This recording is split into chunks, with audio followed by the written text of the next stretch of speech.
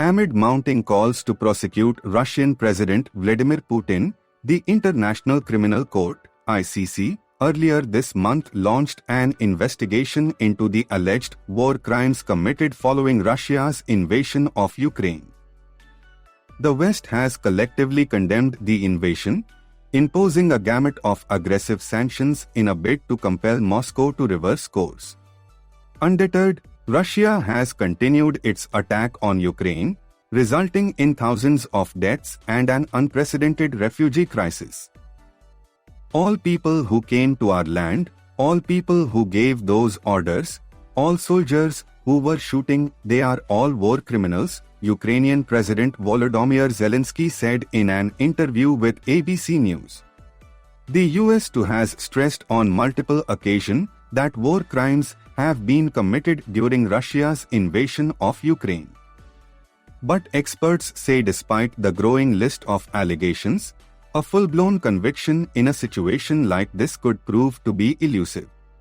If the ICC's track record is anything to go by, it is likely to take years, if at all. In the last 2 decades, the ICC has convicted merely 10 individuals. What is a war crime? Following requests from 40 member states, the ICC's chief prosecutor Karim Khan on 2 March announced that he would be launching an investigation into possible war crimes committed in Ukraine. The ICC lays down clear definitions of what qualifies as a genocide, war crime, crimes against humanity, and the crime of aggression.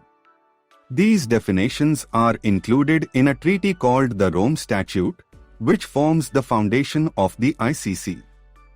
As per its guidelines, targeting civilian populations, violating the Geneva Conventions, and targeting specific groups of people all qualify as war crimes. War crimes also include murder, mutilation, cruel treatment, taking hostages, rape and sexual slavery, the ICC's guidelines state. International humanitarian law also prohibits the use of weapons that can cause indiscriminate suffering, such as anti-personnel landmines and chemical or biological weapons. How does the ICC function? The ICC, which is based in The Hague in the Netherlands, operates independently and can prosecute individuals for 4 primary offenses: war crimes, crimes against humanity, genocide, and the crime of aggression. Nearly every country in the world, 123 in all, fall under the ICC's jurisdiction and have signed the Rome Statute. But there are some notable exceptions. Around 31 countries, including the US, Russia, and Ukraine, have signed the treaty but have not ratified it. Russia pulled out of the court in 2016 after the ICC's verdict on Russia's occupation of Crimea in 2014. The court tries individuals and not countries. Any individual accused of a crime from a country that falls under the ICC's jurisdiction can be tried. The ICC generally tries top officials and leaders who hold the most responsibility. In the case of the war in Ukraine, investigators will look into both past and present allegations. This is likely to include the war crimes that Putin ordered during Russia's annexation of Crimea from Ukraine. If there is enough evidence, ICC judges will issue arrest warrants to bring the accused to trial. It cannot conduct a trial in absentia. Since Russia is not a member of the court, it is unlikely that he will show up on his own. He would either have to be handed over by Russian forces or taken into custody outside Russia.